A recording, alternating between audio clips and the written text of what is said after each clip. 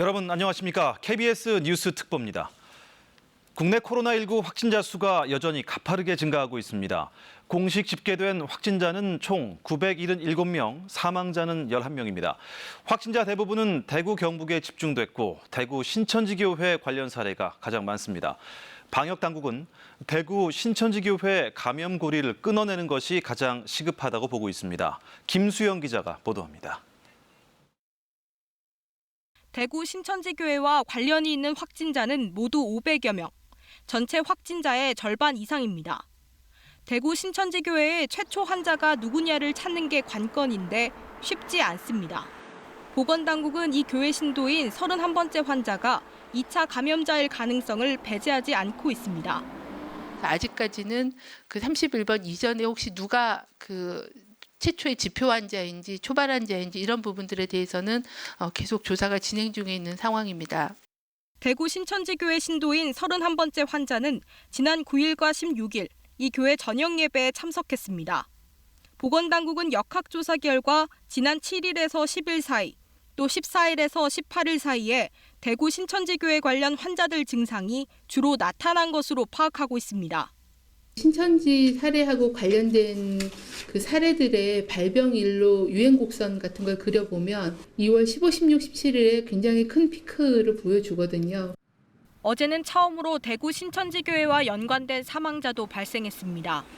9번째 사망자인데 69세 여성으로 대구 신천지교회 확진자의 접촉자로 분류돼 있었습니다.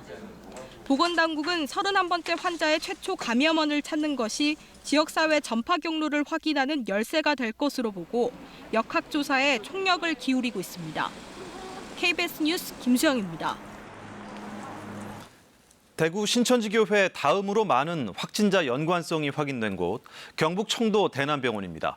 지금까지 확인된 코로나19 사망자 11명 중 7명이 이 병원 환자고 확진자도 110여 명이 나왔는데요.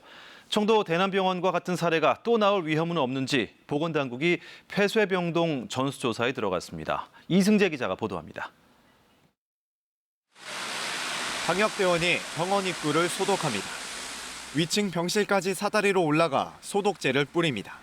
이 병원의 확진자는 113명, 사망자는 7명입니다. 코로나19 사망자 상당수가 청도 대남병원에서 나왔습니다. 이렇게 많은 확진자와 사망자가 나온 배경엔 기저질환 등 환자들의 상태와 폐쇄병동이라는 환경적 이유가 큽니다. 5층의 정신병동은 6, 7명의 환자가 같은 병실을 썼고 폐쇄병동 구조로 돼 있습니다. 그런데 방역당국은 환자들이 외박 등으로 지난달 22일부터 모두 25차례에 걸쳐 외부와 접촉까지 했다고 밝혔습니다. 외출했을 때 감염원에 노출됐다가 폐쇄병동으로 돌아와 급속히 전파됐을 가능성을 살펴보고 있습니다. 식사도 또 모여서 하시게 되고 서로 그 병동 안에서의 어떤 접촉이 굉장히 많은 그런 상황입니다. 이 병원의 환자 대다수가 다른 질병을 오랜 기간 알아온 것도 확진자가 많은 이유입니다. 장기간 입원으로 면역력이 떨어진 상태에서 코로나19에 감염돼 폐렴이 급속히 악화된 겁니다. 방역당국은 환자들을 코호트, 즉 동일 집단으로 묶어 격리해 관리하고 있습니다. 폐쇄병동 특성상 환기가 잘 안 되는 등 치료 환경이 여의치 않자 결국 확진자들을 다른 층으로 옮기기 시작했습니다. 일부는 다른 병원으로 이송했는데 이마저도 쉽지 않은 상황입니다. 의료적 지원이 동시에 이루어져야 돼서 옮기는데 이송하는데 쉽지 않은. 정부는 청도 대남병원과 같은 위험에 노출돼 있는 곳이 또 있는지 전국의 420여 개 정신건강의학과 폐쇄병동을 전수조사하고 있습니다. KBS 뉴스 이승재입니다. 국내 대형 교회 중 하나인 명성교회에서도 코로나19 확진자가 나오면서 교회 출입이 전면 중단됐습니다. 이 교회 부목사가 확진 판정을 받았는데 또 다른 지역사회 내 대규모 감염 확산 우려가 커지고 있습니다. 홍서구 기자가 취재했습니다. 등록 신자가 8만 명에 달하는 서울 강동구의 명성교회입니다. 예배당 입구엔 코로나19 확진자가 나와 교회 출입을 전면 제한한다는 안내문이 붙었습니다. 교회를 전부 다 이제 폐쇄하고 주일 예배도 중단하기로 잠정적으로 온라인 예배로 다 대체하고 서울 강동구청은 명성교회 부목사 A씨 등 2명에게서 코로나19 양성 반응이 나왔다고 밝혔습니다. 다른 확진자 한 명은 A씨의 집에 머무르고 있던 지인의 딸입니다. 조사에서 A씨는 지난 14일 신도 5명과 경북 청도 대남병원 장례식장을 방문했다고 밝혔습니다. 장례식장을 방문한 뒤 확진 판정을 받기 전까지 예배만 7차례 참석한 것으로 확인됐습니다. 부목사와 함께 예배에 참석한 교인은 10,000명이 넘는 것으로 추정되고 있습니다. 동선 파악에서 겹치는 부분에 있는 접촉한 사람들은 개별적으로 보건사가 연락해서 역학조사하고 있고요. 명성교회는 신자들에게 공지를 통해 1차 검사 대상자 348명이 확정되었다며 추가적으로 관계당국에서 검사 진행 대상을 선별할 예정이라고 밝혔습니다. A씨의 동선을 조사 중인 당국은 필요할 경우 교회 폐쇄 조치를 하겠다고 밝혔습니다. 대구 신천지교회와 부산 온천교회에 이어 이스라엘 성지순례 등 종교 모임을 중심으로 한 집단 감염이 계속 확산되는 상황입니다. 종교계는 당분간 모임을 줄이겠다는 입장입니다. 신도가 152만여 명인 천주교 서울대교구는 당장 오늘부터 3월 10일까지 미사를 중지하겠다고 발표했습니다. 이로써 천주교 14개 교구 1,600여 개 성당이 미사를 중단합니다. 대한불교 조계종 역시 이달 28일까지 초하루 법회를 비롯한 대중행사를 모두 취소하는 등 종교계도 코로나19 확산을 막기 위해 애쓰고 있습니다. KBS 뉴스 홍석우입니다. 한국에 대한 세계 각국의 입국 제한 조치가 갈수록 늘고 있습니다. 외교부는 주한 외교단을 상대로 한국의 방역 상황을 설명하고 과도한 입국 제한을 자제해달라고 요청했습니다. 김경진 기자입니다.